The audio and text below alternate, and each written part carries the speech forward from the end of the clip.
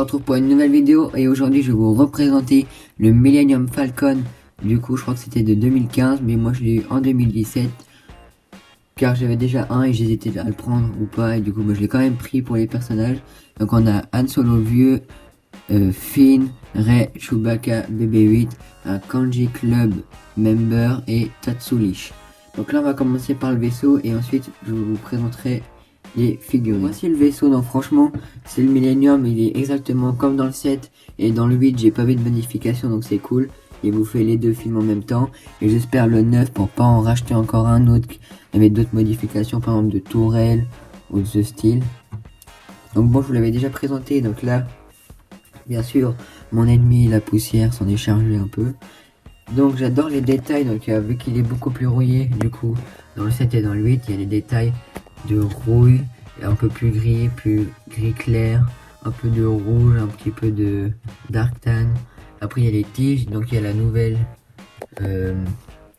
antenne rectangulaire au lieu de ronde. Donc ça je vais vous montrer après. Il y a aussi les détails des disques à l'arrière là-bas, les tunnels de chaque côté. Donc déjà si on vient là il y a le cockpit et dedans on peut mettre deux figurines, donc Chewbacca et Han Solo. Il y a un détail avec la petite manette et l'ordinateur. Voilà. Ensuite, donc là, si on appuie, on voit qu'il y a le petit spring load shooter. Donc si on appuie dans ce creux, et bien il part. Mais je vais essayer. Voilà.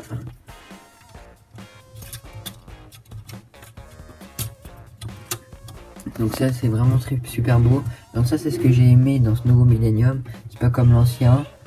Il suffit juste de pousser comme ça avec le système et en fait du coup ça vous lève, donc ça c'est plutôt cool pour aller à l'intérieur.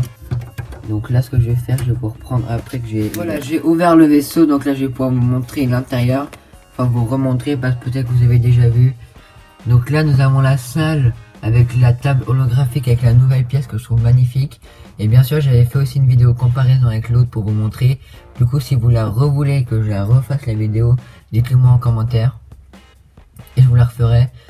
Donc là voilà l'intérieur, voilà. Donc après là nous avons un petit coordinateur avec une chaise sur une pièce qui tourne, voilà. Ensuite donc ça j'ai pas trop compris. Je crois que c'est pour séparer les salles mais en vrai ça sert pas à grand chose. Donc là on a, là je crois que c'est la petite prison. Attendez, il faut que j'arrive à choper. C'est là où la salle où il se cache pour pas se faire repérer dessous le Millennium. Donc là il y a la salle avec les chambres, les lits et tout. Donc là il y a deux lits et après il y a un peu de bordel. Donc là je sais jamais ce que c'est, donc là c'est vraiment le bordel land. Alors que dans l'autre c'était la salle d'entraînement de Luke. Tout là. Là ben ça c'est l'espèce de... Au départ avant, toi j'étais plus petit, je crois que c'était une cuisine. Mais vu le système de... les autocollants, les fils, les câbles et... tout ça, ça doit être une partie des moteurs à mon avis. Qu'ils essaient toujours de réparer pendant le film. Et là on a une petite salle avec des manettes aussi. Et après donc ça c'est ce qu'il y a de bien dans celui-là. Donc la tourelle bien sûr articulée, voilà. Il suffit de lever au lieu de décrocher. Et la plaque pour mettre, pour qu'il puisse utiliser la tourelle du dessous. Donc voilà, et là c'est la petite salle, la petite pièce avec l'escalier. Je sais pas si vous voyez. Voilà. Bon ça c'est pas à échelle, c'est ce qu'il y a de dommage. Donc ça c'est ce que j'ai remarqué. Vu que maintenant j'avais fait ça fait un moment déjà que j'ai eu le Super Star Destroyer, enfin le Star Destroyer du premier round. En fait ils font pas vraiment à l'échelle donc ça c'est dommage. Et donc pour refermer bah c'est le même système que pour l'ouvrir, sauf que j'avais fait une petite ellipse pour refermer comme ça. Franchement les détails et tout il est vraiment beau. Il est beaucoup plus propre et plus, je dirais, un peu plus plat que l'autre du 6 où il fait un peu un bol. Donc enfin du 4, 5, 6 du coup. N'hésitez pas à me dire hein, franchement si vous voulez une review. Et bien sûr là on a le câble bleu pour la lumière quand il passe en vitesse lumière. Et après bon il y a plein de détails mais ça voilà c'est pas le plus important qu'il y a dehors. Mais après il est quand même très bien fait et il est très beau.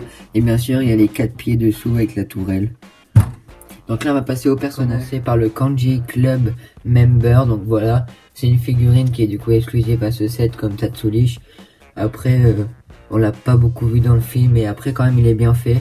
Et ça c'est la pièce qui sert de bonnet de bain. Et après il y a les anciens fusils et puis les détails du torse sont très bien faits, on dirait un peu un pirate avec l'œil bandé. Et par contre, je ne me rappelle pas s'il a un deuxième visage ou pas. Non. Et après, donc, il y a des détails pour le sac à dos. Là. Enfin, franchement, c'est une belle figurine, mais après, voilà. Maintenant, on va passer à Tatsulich. Donc, franchement, il est très bien fait. Donc, c'est la même pièce de cheveux que Qui-Gon Jinn, mais en noir. Après, la version plus petite des armes anciennes qu'il y avait dans les boîtes pirates.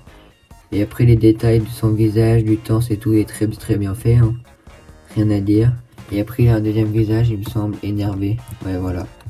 Et là, c'est le visage en colère. Donc voilà, lui aussi, c'est une belle figurine, je dois dire.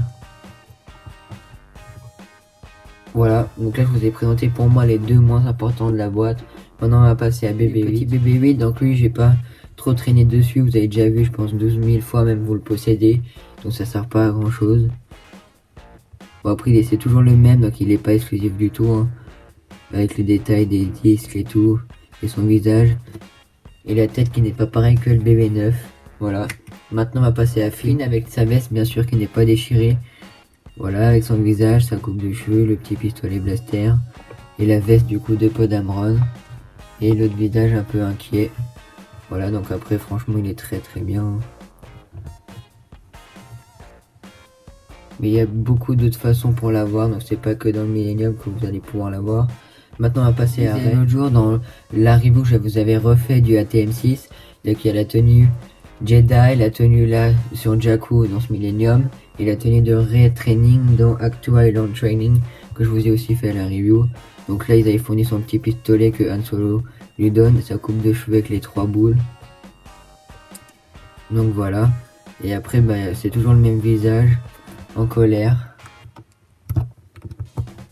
Tac. Ah non, oui, il est un peu en colère, mais pas énormément. Puis les détails sont très bien faits. Mais ça aussi, je pense que ça fait un moment qu'elle est en vente, donc vous la connaissez. Maintenant, on va passer à Chewbacca. Je dis ça comme ça, mais j'ai envie. Donc là, nous avons ce qu'il y a de bien avec lui, et c'est pour ça aussi que je vous laisse Millennium. Parce que j'avais l'ancienne version de Chewbacca que je vous ai montré dans ma vidéo The Most Rarest Lego Star Wars minifigure.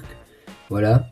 Et donc là, en fait, il y a les nouveaux détails de son torso, les jambes et tout. Et la nouvelle arbalète avec le petit stud shooter qu'on peut envoyer. Et après, les détails sont beaucoup mieux faits sur lui, au niveau de la tête, même les jambes, comparé à l'ancien où il n'y avait pas beaucoup de détails. Même il est un peu plus grand. Donc ça aussi, j'avais montré la différence de taille quand j'avais comparé avec les deux Millennium. Donc ça, c'est ça qui est un peu chiant. Ça m'a tout perdu. Maintenant, on va passer à Han Solo. Franchement, acheter ce set aussi. Bon, pour le vaisseau, mais surtout pour Han Solo vieux. Vu que j'avais toutes les versions de lui quasiment quand il est jeune. Et donc de l'avoir en vieux, c'est vraiment cool. Et je pense qu'il pourra coûter assez cher. Donc les détails sont très bien faits, la pièce de cheveux grise, le petit pistolet, sa veste en pantalon, le visage où il sourit. Donc franchement celui-ci il est vraiment bien.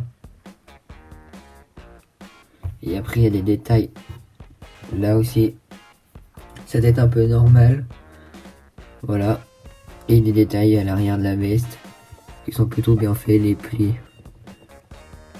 Donc voilà, je vais tout vous remettre ensemble. Pour la représentation du Millennium Falcon. Donc j'espère que ça vous aura plu. N'hésitez pas à me dire si vous voulez la comparaison avec l'autre, enfin que je la refasse. Et du coup, abonnez-vous, likez et commentez. Et je vous dis à très vite pour une nouvelle vidéo. Salut, salut!